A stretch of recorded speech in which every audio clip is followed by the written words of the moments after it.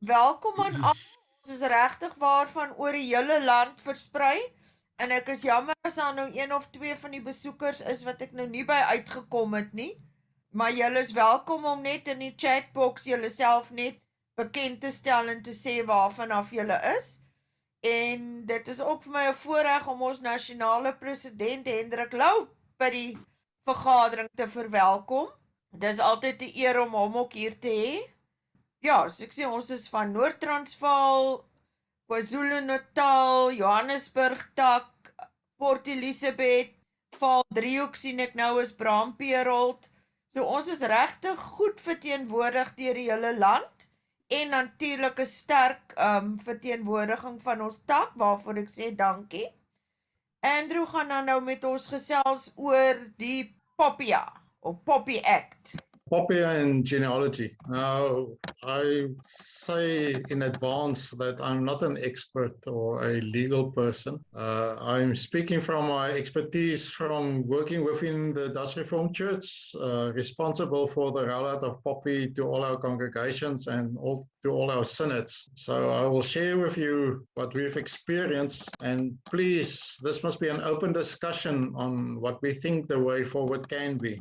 I think many of you received emails like this one. People want you to be a partner or something like this, where you have a deposit of $5,900,000 US coming to you, or you receive these emails, or WhatsApp calls, SMSs. People would like to get you involved in some scheme. Now, the purpose of this act is actually to protect you from the misuse of your personal information, protecting you against the receiving of junk mail, unsolicited phone calls and messages on your cell phone. So the purpose of the act was to get a balance between your personal responsibilities and rights and that of the organization you work in. The emails you received, as I said, the purpose of the act was to get a balance between your personal rights and responsibilities and that of the organization where you work. This is just to give you an indication of what's happening in the rest of the world. You see all the countries marked in red, where they have quite severe and strict rules around the use of personal information. And you can see there at the bottom, South Africa's new proposed legislation is only seen as moderate. All over the world, we use this 8 principles on the screen. You can see then how it's applied in every country. So they follow a normal risk approach. Why, where, when, who, and what, and how you would like to do it then. So why? The purpose of the Act 4 of 2013 is to promote the protection of personal information in private and in public organizations. That means there need to be some prerequisites for processing personal information. The appointment of an information regulator, that was done. It's Advocate Pansy Nakula. And there must be some, what's the word now, gedragskodes. It needs to make voorsiening vir die regte persone in opsigte van elektroniese kommunikasie en geautomatiseerde besluitneming, and it must ensure the flow of personal information over the borders of South Africa. And then lastly, any other things that's in relation with personal information that needs to be attended to. So we must comply with this act. Any organization, company which use personal information. So it applies even to societies like us. What do we understand from processing? It's about the collection, the receiving, the take-up, the organizing, the storing, the updating, recycling, dissemination, combining, destroying of all data about persons. Now it's regulated. So we can still collect information about persons. There's no prohibition in the act that you can't do it. But it only regulates the way how you will use it in future and how you will protect it. And I'm going to distinguish here between what is expected of the society as an organization, and then what is expected of you as an individual or a researcher. Firstly, I'm going to do a part on what the branches should do, and then I'll come back to what us as genealogists should do. So what is personal information? I described it as ID numbers, passport numbers, date of birth, telephone and cell phone numbers, email addresses, physical addresses, sex, race, language, culture, your academic qualifications, whether you're married or not, family relationships, religious and philosophical, political opinions, your work history, financial information, your psychological information, your medical history, blood groups, sexuality, and then I think we can add DNA, photos, voice recordings, video recordings like the CCTV at offices, biometrical data like fingerprints and so forth, all private correspondence, your membership of societies, psychometric test results, criminal records, and then lastly, date of death. So what will happen to you if you transgress? The law says that you can get a fine of up to 10 million rand, or you can even go to jail. So this will normally happen when the regulator investigates a request against you, and if you don't comply, this is the type of fines that you can receive. So there's 8 conditions to comply with the Act: accountability, processing limitation, purpose specific, the further processing limitation, information quality, openness, safeguard, security safeguards, and then collaboration by the data subject. I will discuss each of these, firstly in regards with the branch. So the first one, the responsible person. Every branch of the society must appoint an information officer.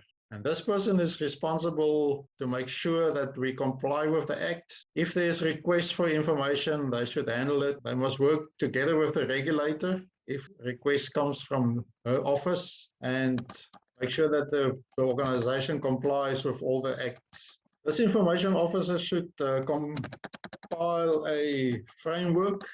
They must do an impact assessment, also compile a POPIA manual as prescribed in the Act, compile internal rules on how you will comply with the Act, and have information sessions on what the Act, how the Act will apply in your organization. So the POPIA manual, as I said, must be compiled, and every branch of the GGSA should have one. Within that, you must have description on how you will collect data, what types of data, why you collect it, how do you get permission to collect that, how you will store it, how open will it be, how can I get access to that data. Also need to describe in the manual why do you need to collect this data, and then again how you will store, keep and destroy, and how you will do this awareness training, and then you must publish this on your website.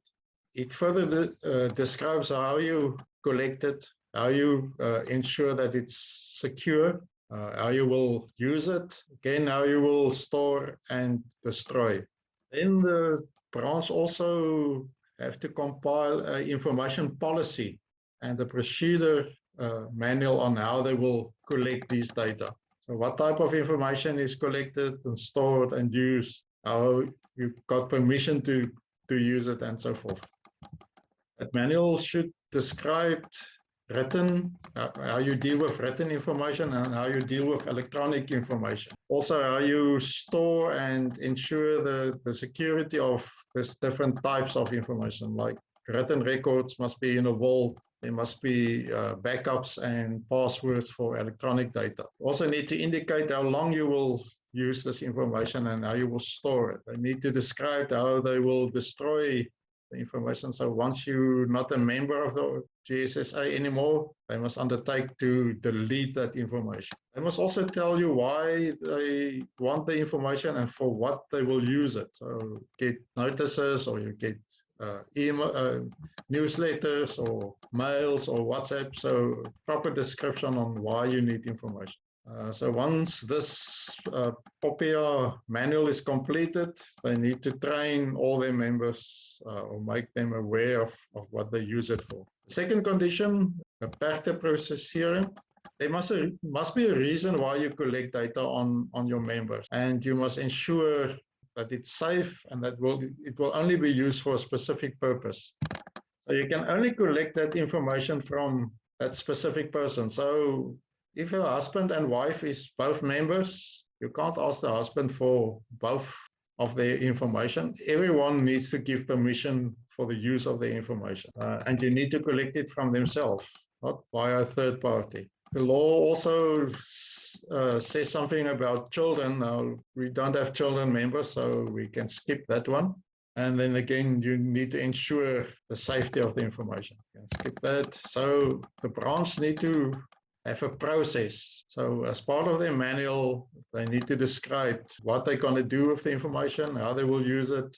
So you also need to have a opt-out function. So if I don't want to get your newsletter anymore, or if I don't want to get emails from you anymore, there must be a place where I can say, no, thank you. I don't want to be bothered with your information anymore. It's easy when you use WhatsApp, then you just leave the group. But if you send out emails or computerized newsletters, there must be an option to get out. In this process manual, you also need to determine how often you will update the information. Verantwoordingspligtigheid, Oogmerkspesifikasie. So there must be a specific purpose why you need to collect this information. You will often find that when you need to complete a form, you get the impression that the person who compiled the form had white spaces on the form, and then they've asked silly questions there. And why do you need this information? So make sure that if you ask information from your members, that there's a reason why you ask. So if you don't need my blood type to become a member of the branch, don't ask it. If you don't need my bank details as when I want to become a member, leave it out. So make sure that the information you collect is necessary for the purpose and the reason why you collect this information. So again, the POPIA manual must give an indication why it was necessary to collect this and how you will update it. And just for interest's sake, the law also says in Article 28 that you're not allowed to collect information about religious information about a person, except churches are excluded from this act or this specific regulation. So in the church organization, you can ask something about his religion. So branches also need to determine what information is necessary, and I give you a few examples of the different things that they need to collect. Further processing, it says that you collect information for a specific purpose, and you can only use it for that purpose, and once that is not necessary anymore, then you need to delete it. So if the membership secretary of the branch collects information to compile a membership list, she can actually only use it for that. So you need to give permission when you apply to be a member that they can use it for other purpose also. So they can give that membership list to the treasurer to send out invoices, or they can give that to the communication officer to send out newsletters. So make sure when you deal with a membership application form that you give permission for all the different types of users you're going to use that information for. So the branch need to determine what type of information you're going to need and for who you're going to give specific pieces of that information and to whom in the committee you will give that. And then quality, you need to make sure that it's complete and accurate. So you have to get a process in place every year that you update your information so that you don't have old information on your records. Again, determine the procedure you're going to follow. So you're going to send out emails every year, or you're going to send out form to complete. Make sure that you can audit your membership list and then update it again. The sixth one, openness. Your members need to know why and what and when and where you use their information. The last one, security. Article 19 describes the security measurements you need to take into account. Where do you store the data? So where's the membership list and the email list and all this information you have about your members? Is it on paper? Where do you store the paper? Or is it electronic systems? And how do you make sure that electronic systems are secure? if you compile electronic lists like PDFs or Excel sheets or so, you must make sure that it's not open. So is there a password on it? Is it encrypted?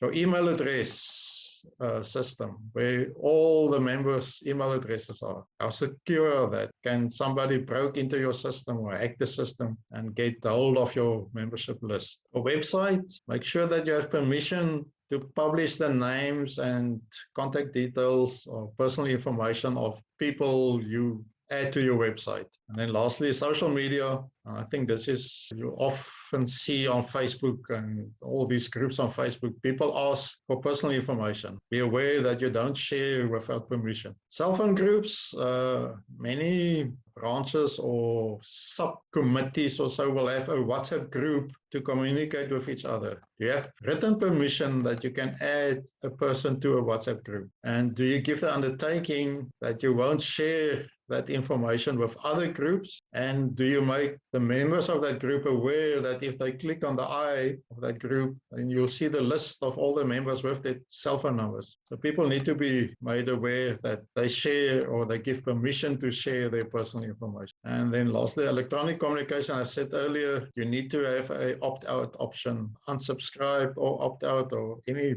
little sentence at the bottom of your emails where people can say, sorry, I don't want to receive this anymore. How do you secure? You have a vault. Is there security in place, alarm systems, cameras? What do you do with your laptops or your external drives? If you travel, what will happen if they got stolen? Then electronic security. Do you make backups? You have passwords. Then retention of the data. So how long do you keep this information? As I said earlier, if you resign as a member of the branch, is that information deleted? What ways are you using to delete that information? So electronic data is not deleted if you put it in the recycle bin. It's easy to get it back, and the clever people can even go through the emptied recycle bin also and retrieve information again. Paper copies of information, shredded, don't throw it in file 13. People working through dustbins can get hold of that information. And if something is stolen, report it to the police services, that you at least have reference that you make work of it. And the last condition, deelname deur die data subject. You must always tell people why you have information about them. You must be open to them. If anybody asks for information about themselves or what's on your system, you must be able to show them what you have on them.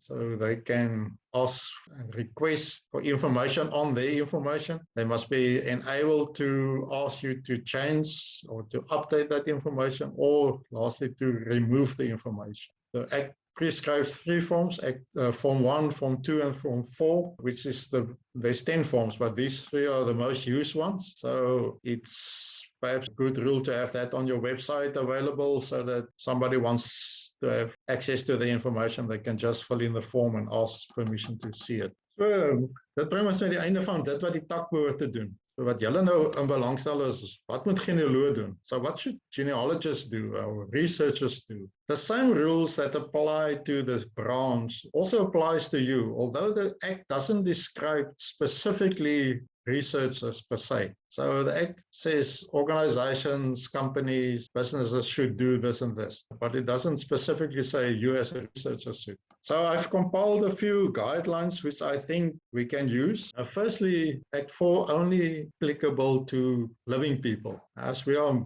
most of the time interested in dead people. For the greater part of our research, we can continue as usual. We collect information about dead people. The question comes when we deal with the living members of our families. I'm going to use the 8 conditions again to give you some ideas of what you should do. The first one, the responsible person. So you can't appoint an information officer in your house. You are the information officer. So you should take care on how you collect, store, destroy information. Always make sure that you work in a safe environment and look after the data of living people you have on your computer or in your... Again, you see again the list of all these different types of information. And I think as genealogists, we can tick every box there. I think we're interested in all these different types of information. So we can be in trouble for not looking after this. The second one is beperkte prosessering. So the limitations on why you can or must collect.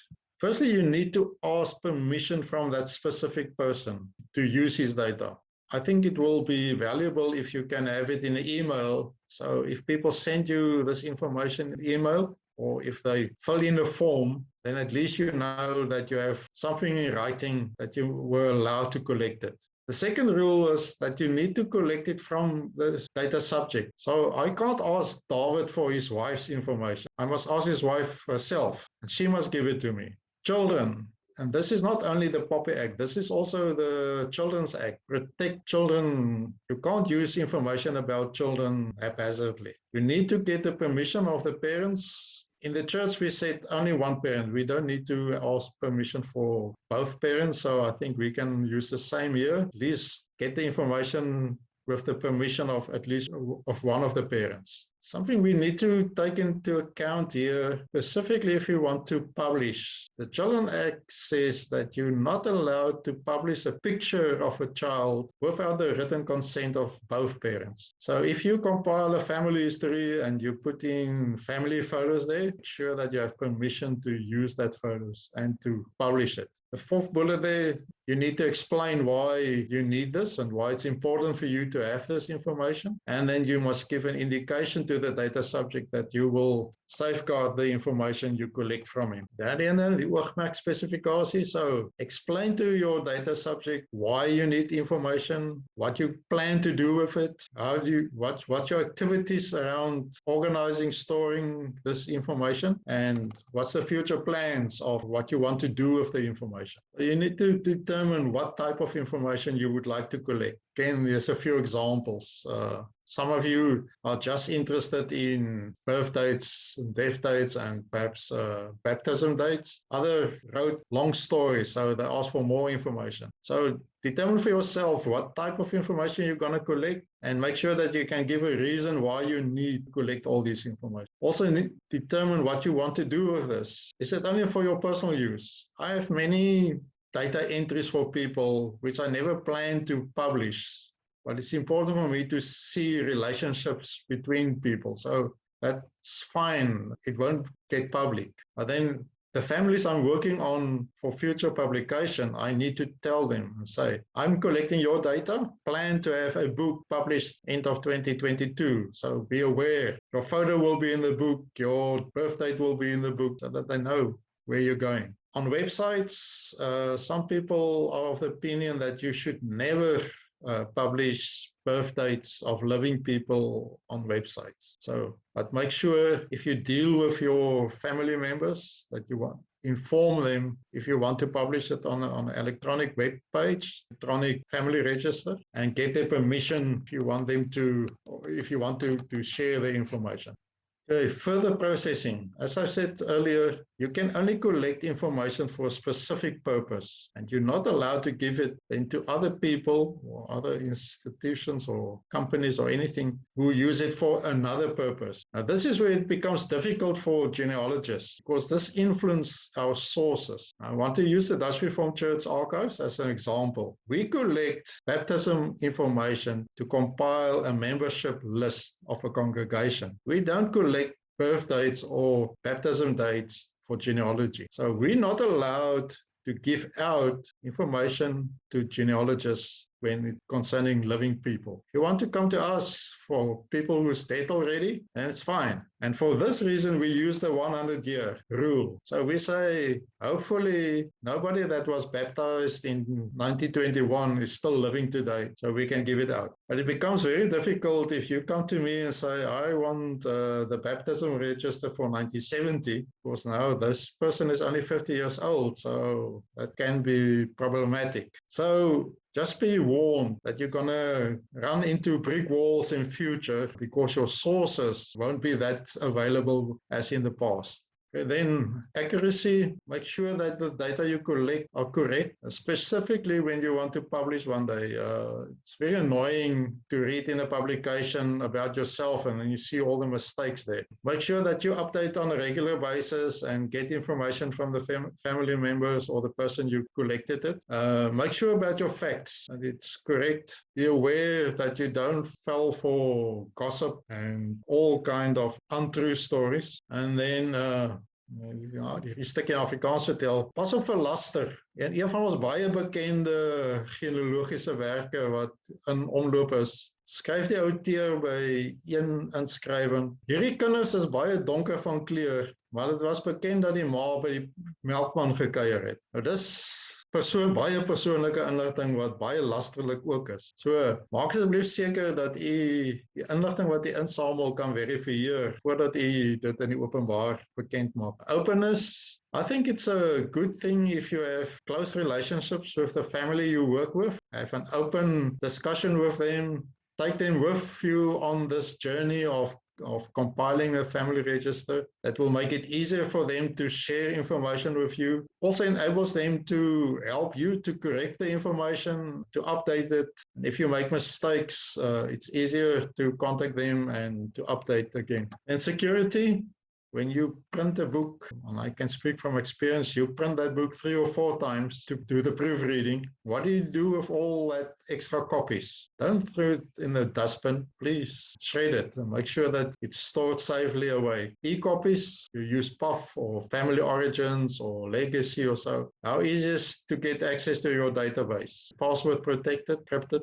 Your electronic documents, we all have PDFs of family registers on our computers. Make sure that it's safeguarded. Your email addresses, that's normally in the cloud. So what do you have in place to ensure that nobody gets hold of your data in the cloud? And again, about the websites, as I've said earlier, make sure that you don't publish information about living persons on the website. I don't think the best thing to do. And then social media, share information about the dead people, but be very wary about living people. You don't share information about family members that's still alive.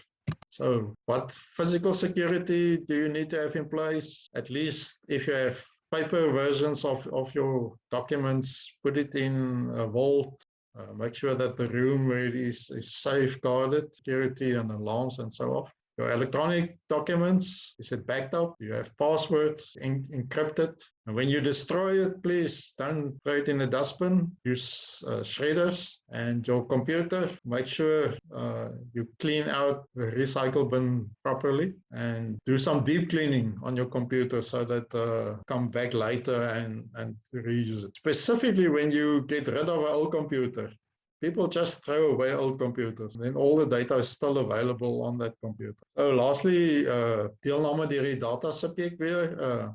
Give access to people you work with. So let the people who you work, the family you worked on, understand that they can contact you anytime and that you will give them a printout of what you have on them and you can update it, make sure that it's the latest information. You will also get some family members who will tell you to please remove and please honor that.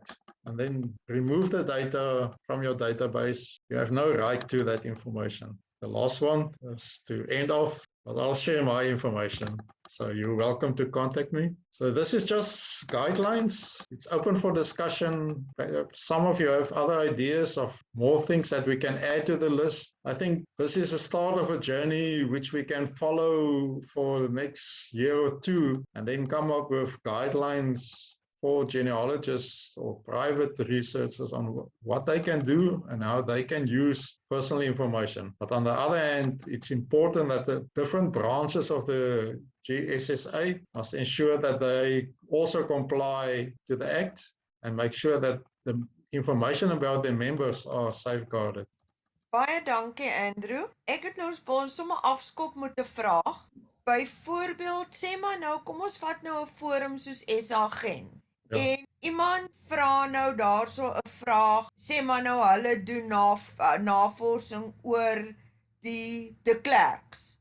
En ek weet David het die boek gepubliseer. Met ander woorde, as ek nou reg verstaan, ek mag nie op SA Gent David se e-posadres gee nie. Ek moet daai navraag forward na David toe of op 'n privaat manier die twee partye met mekaar in kontak bring, maar ek mag nie David se e-pos op SA Gent deel nie. Ja, ek dink dit is eintlik maar goeie praktyk, selfs voor die wet in werking was, is dat as iemand vir my sê ek wil graag kontak maak met die persoon, dan sal ek altyd sê, maar stuur vir my jou e-pos, dan sal ek dit vir die persoon forward, sodat hy dan met jou in aanraking kan kom. In plaas van dat ek die persoon se e-posadres uitgegee het.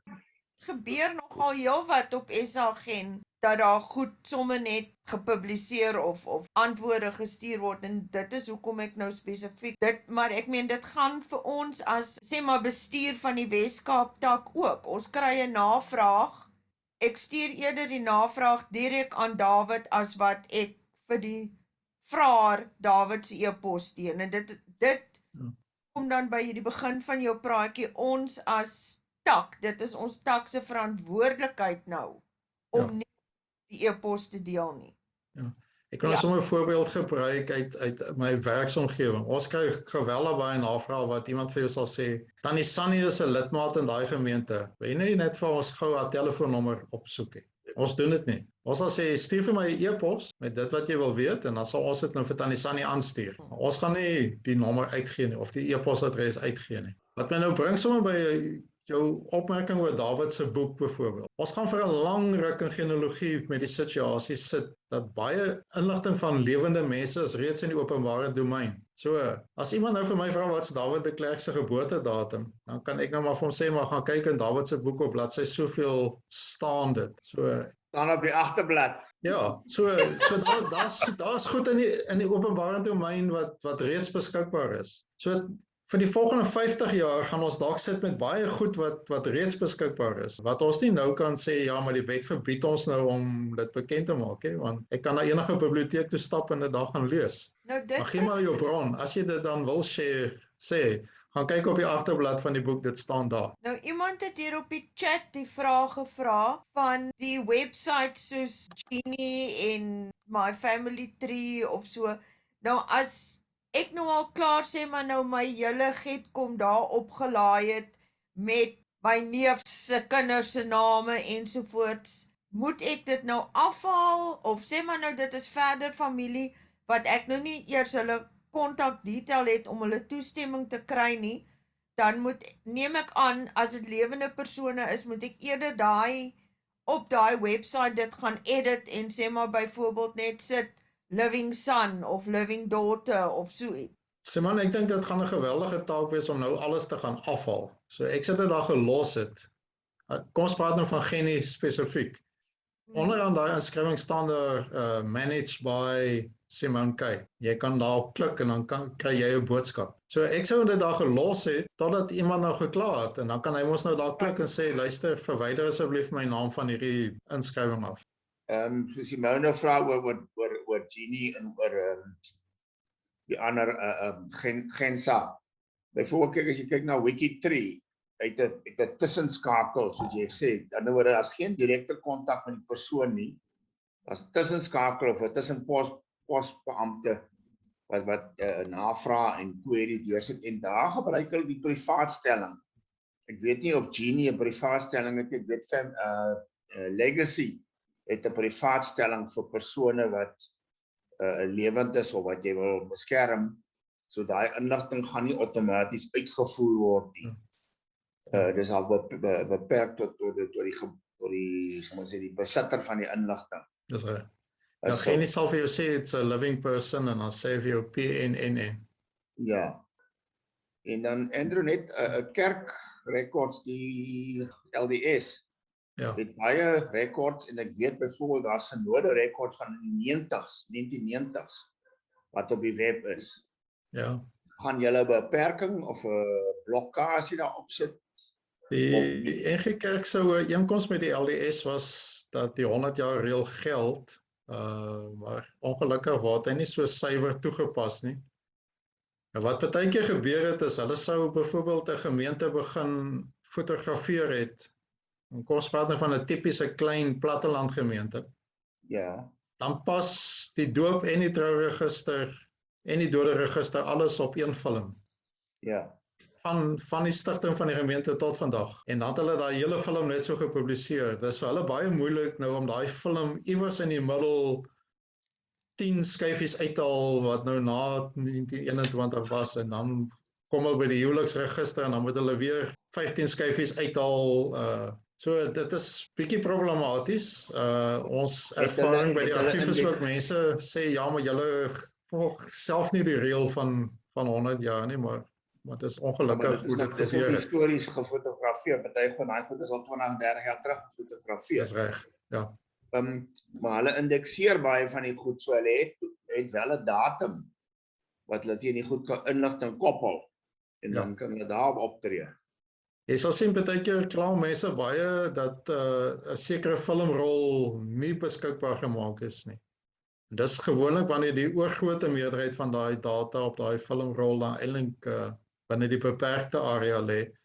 Maar nou is daar so 3-4 jaar in die begin van daai rolletjie wat hulle graag wil sien. En dan maak Family Sits dit nie bekend. Kan ek hier inkom, André? Ja. Wat van bestaande? Kyk, ek is 'n lid van die Cape Family Research Forum. En hierdie voorsitter het oor die jare, dis selfs voor die stigting van die CFR, het hy 'n lys van families wat dood is en wat lewe bymekaar gebring. Wat in so 'n geval van daai wat nou al reeds en 'n lang lyste van families. Hoe bedoel jy of hy dit mag publiseer?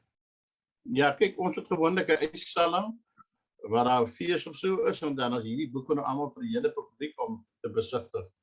Ja. En my vraag is, kyk, dis nou mense wat dood is en mense wat nog lewe op daai lyste. Ja.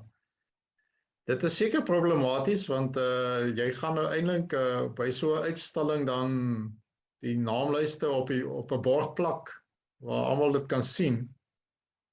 Maar nou om al die lewendes dood te trek gaan nie 'n maklike taak wees nie. Ek wil glo. En wat in die geval van navorsing waar jy besig is met 'n tesis? Ja. Kan jy dan daai lewende persone net alleenlik met hulle toestemming gebruik in jou tesis? Ja, ek sou reken net met toestemming. Want die regulasie 15.3e sê dat jy moet as jy wil publiseer, moet jy toestemming hê. So die akademiese studie word gepubliseer, al word dit nie in die algemene boekhandel gepubliseer nie, hy word tog via die universiteit gepubliseer. So hy land in die openbare domein. So daarom sal jy moet toestemming hê. Ja, gelukkig het ek dit gedoen met my tesis oor die Rode, die strandse geskiedenis en die families wie se stamboom ek aangedui het in hierdie boek, het ek natuurlik vir hulle laat teken van die oudste persone van daai familie. Hulle gee toestemming dit kan gepubliseer word in my tesis. Ja. Dis natuurlik voor hierdie wet al ek het net gevoel dit net reg dat jy mense moet vra hoe jy daai inligting publiseer in jou tesis. Ek dink baie van ons Baie van ons gaan dalk nou in daai situasie sit dat ons is op die punt om te publiseer. Maar ons het eintlik al ons navorsing gedoen voordat die wet in werking getree het. Presies. Die laaste vraag wat ek wil stel, as ek kyk oor die naam van Rodney Tyrone Rode. En volgens oorvertelling glo hulle dat hulle is afstammelinge van die Mortels. En dit is hierdie naamvorsing is gepubliseer in professor Andrew Kok se boek van die Mortel familie. Wat is so 'n geval? Sien, dis weer 'n geval waar dit is reeds in die openbare domein. Dus daar hoort nie 'n probleem te wees nie. So jy kan hom altyd terugverwys na Andrew Kok se boek toe en sê maar jy kan na enige biblioteek toe gaan en dit daar gaan opsoek. Dit is nogal baie interessant. Baie dankie vir al die inligting, André. Dis 'n plesier, Eva. Hallo, dankie. Gou net 'n vinnige vraag, Andrew. Eintlik meer 'n stelling. Ek sien iemand het daar somebody posted something on the chat as well regarding why is it possible for the government gazette to publish in the case of death your ID number. I think there's a combination of maybe legislation that also impacts, especially like in the case of in a state where the person already passed away. So those ID numbers are normally published for by official notice, so that any person or persons or companies that has a direct claim against the state would be able to pick that up and then would be able to then conclude their claim against the state. So I think there's a different from a point where somebody passes away and versus now the protection of your personal information act. So there's a combination of things that one might need to consider. So I think under that legislation, they are allowed to then publish that information, even if it's personal information, because of the specific nature of the state that's been published. And then also something else is, I think you answered my question regarding the publish of research material that's already in the public domain and the dealing with that information. And then that you can actually utilize, let's call it in public already published information that's out in the public domain already. And then there's just a general comment regarding the act itself. I think it is quite complicated in terms of managing from a personal point of view. We are not all, I think, legal fundis. And somewhere along the line, the opportunity is going to be there that somebody might make a mistake. So it will be interesting to see how some of the court cases might present itself going forward, where personal or private researchers publish information that you cannot always push back to a point of having the actual consent, especially where the information was already gathered prior to the legislation going live itself. So that will be interesting to see what's going to happen there. Back to you. Yeah, Jan, as you said, actually I said in the beginning, remember this act is only applicable to living persons. So the moment you pass away, then your ID number can be published in the newspaper or in the government gazette, because you're not living anymore. So you can't be bothered anymore, or there can't be identity theft. We're all waiting for the first case, never mind in what organization we are. I think the worst case scenario for us as genealogists is somebody can write you a legal letter and say, please remove my name from your database. And if you don't comply, then they can take you to court. But I don't think that will happen soon. So let's keep our thumbs that our family members are all happy that we collect their data and that we will have a family register available. If I understand the procedure correct, the procedure is that if somebody know that you had published or you have his information, then he can first, let's say it is electronically, then he can pop out. That is the things you already said. Can pop out of the mailing list or what else, and if it is something else, then he can ask you to remove it. If you not comply, then he can go to the regulator and make a case. Then the regulator will come back to you and tell you you must do this and this, and he will actually not tell you, but he will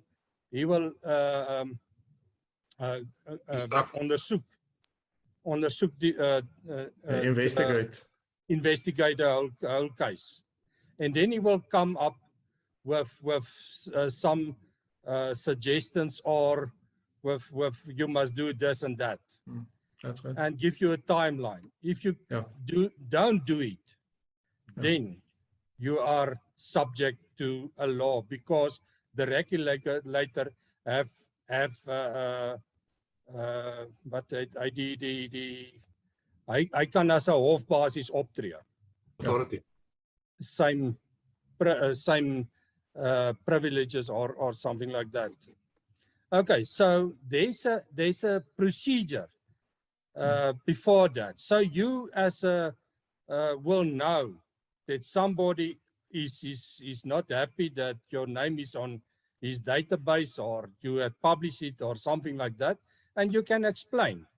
It is now already in the open domain, or you have get his information from a source which is in the open domain. And if that is the case, that is something else. That is, if you get it, let's say, of a voter's roll from 1984, that is by most of libraries you can get voters rolls and so on. So that is already open domain information. So I think what you tell us is very good information. It is that is exactly what the law said. But you have also companies and so on. It is their job to have your information. Without your information, the company is nothing. There's not something.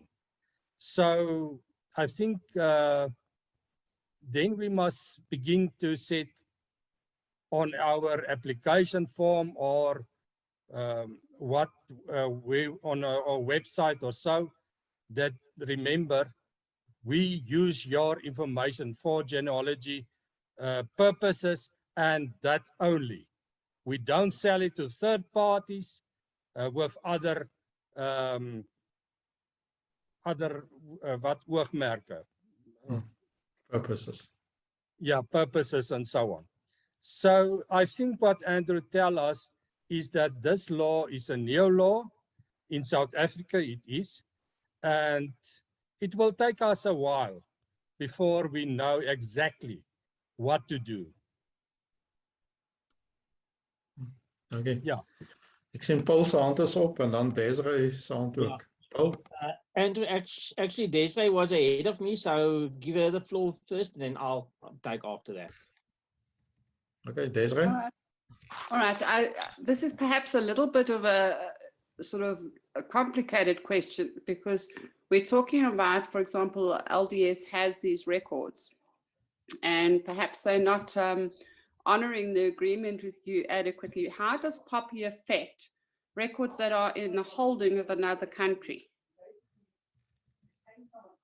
Because effectively the LDS is in the States and their holding of those records is in the States. The same with, for example, the websites. If those websites are located out of our domain in South Africa, I'm not looking for back doors. I just want to understand how that affects POPIA here.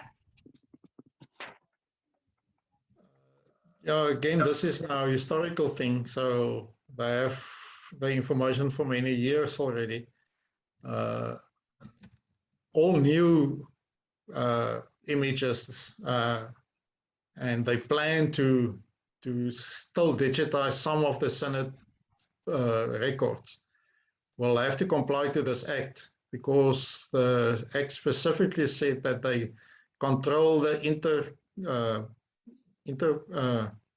country flow of information. Okay, that's what I needed to know, really.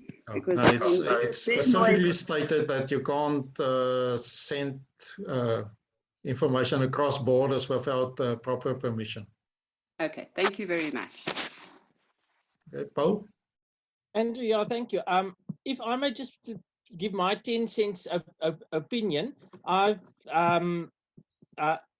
there's a few things that I differ with what has been said today. The first thing being that if you look at the definition of a private body in terms of the Act, then there's a specific then it only includes natural persons to a certain point. Now, why that's important is because a private, if you are excluded from the application of Act, then what you do doesn't fall under the auspices and under the control of the Act. And a natural person, as I understand it, to the extent that he's only doing a solely personal or household activity, would not fall under the auspices of the Act. Now, if you are researching or if you are doing genealogical research as a hobby, that is per se solely a personal activity. Yes, it's something different if you get to the point where you start publishing. But then we must say that if you look at all genealogists, only, let's say, 10 to 15% of genealogists plan to publish their information. So I think for the genealogist who's just researching and for the love of family research and for the being interested in it and who's not going to publish, he is actually not under the auspices of this Act. And as such, he doesn't have to apply all these rules when gathering the information. Now, of course, there's a Rubicon that's going to be crossed at some stage. When does he start getting to the point where he starts sharing his information with other people and so on? Now, at that stage, yes, then we're in a gray area, and then he could possibly fall under the rules in terms of this act. But yeah, as I read it, if you are only researching and you're not publishing, you actually don't have to comply with the letter of the law. Yeah, but you know, all of us started off with a little family tree for ourselves, and then it grows and grows and grows, and then one day you want to publish, and then you don't have any permission from anyone. Yeah, no, given it is so that a lot of people get to the point where you do want to publish. I'm not saying don't get any permission. I'm just saying that I'm just scared that people are going to stop researching and stop collecting information just because it's so onerous to get hold the necessary permission, especially if you're looking at a broader family group. But what I'm saying is that to the extent that you're not publishing it, you're only doing it for yourself, you're actually not under the auspices of the Act. Yeah. Wil jy nog iets sê? Andrew, yes, I'm glad Paul actually mentioned that, because that was one of the things that I thought of as well. You have now the scenario where the process of obtaining the permissions becomes so administrative overhead that some people that are actually interested in going in this particular area might now stop the bus actually. Just something else I wanted to quickly chat as well. Also, in cases like we now at an advanced stage in terms of certain research that you are in, and you want to at the point, for argument's sake, where you want to publish, but you have not necessarily obtained the written permission. So the question would be, or maybe just from a logical point of view, so if you have in your database currently people that's passed away already, then I'm assuming those ones was fine in terms of a publication that you can publish them because they already passed away. So I'm assuming that in your database where you currently do not have, or you have people where you do not have a death date, you can assume then for the time being that they're alive, and then when we get to a publication part of view, that those ones you might have to take out until such time that you can obtain written permission to publish that information, be it a child member or not. Would you say, would that be maybe a safe way for going if you want to get to the point of publication? That's one side. And the other side is, I'm not sure if the legislation do allow you to, let's call it, do a general public notice that might go out via local newspapers to say, I'm at the point of publishing a register of a particular surname, and any persons or people that do not consent to this information can contact you within 30-day period. Afterwards, it will be assumed that permission has been granted. Do you think that was something that one can consider? Maybe just if you obtain information prior to the legislation going live. Your thoughts on that? Back to you. Dis 'n moeilike ene, Jan. Ek gaan nou sommer 'n voorbeeld gebruik. By die Huguenotenvereniging het ons 3 families in pipeline vir Oktober maand. As ons nou moet omdraai en eers weer gaan toestemming vra, dan gaan ons dalk nooit by publiseer uitkom nie. So ek dink ons gaan maar die bullet bite en deurdruk en publiseer. That's why I'm asking that question. Ja, so ek dink wat Hendrik ook net oor gesê het is, daar's 'n proses in plek. So ek sou sê ons gaan publiseer.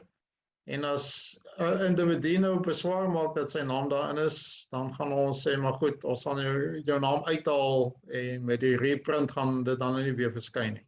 Hendrik, jou kommentaar. Ek het altyd 'n voorbeeldjie, of ek noem deesdae die voorbeeldjie, die water loop en hy gaan onder deur die brug. Daai water wat onder deur die brug is, gaan jy nooit weer terugkry nie. En dit is nou ongelukkig as ons iets gepubliseer het, is hy gepubliseer. En dan daardie persoon wat gepubliseer het daardie name in die openbare domein gesit.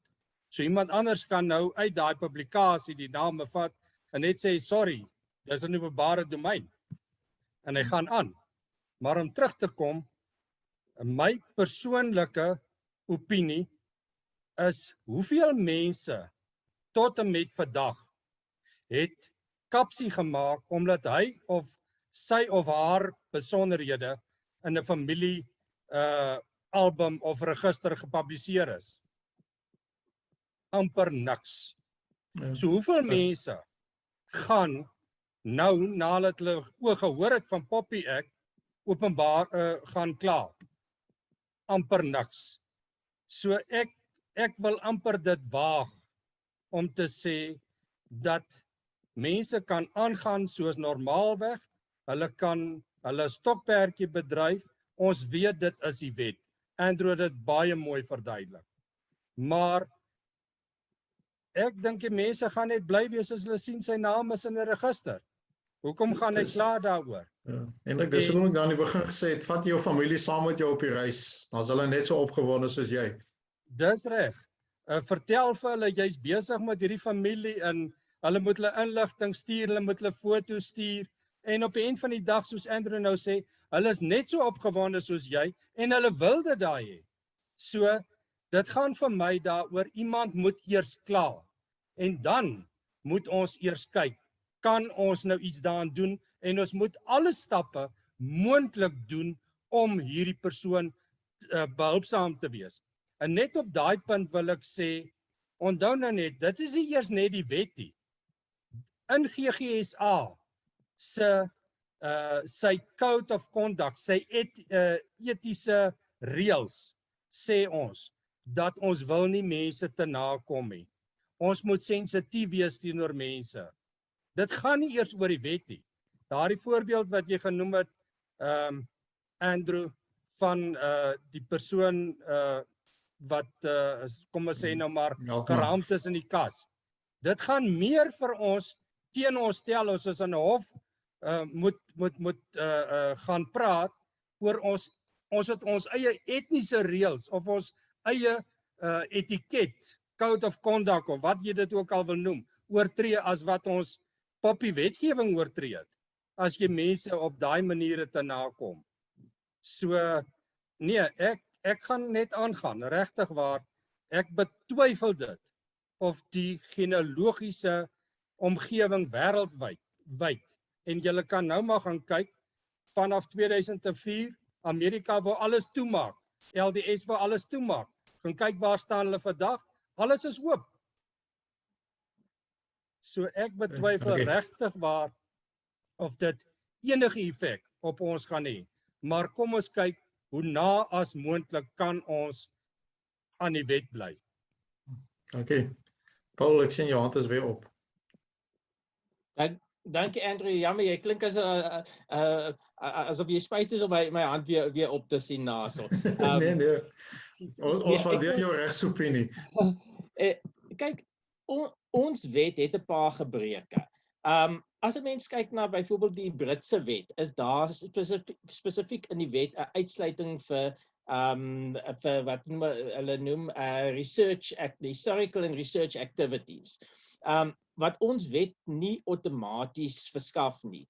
Maar in terme van artikel 37 van ons wet, mag 'n versoek gerig word tot die regulator om regulator let me speak English. In terms of section 37 of our act, the regulator may exempt the processing of personal information.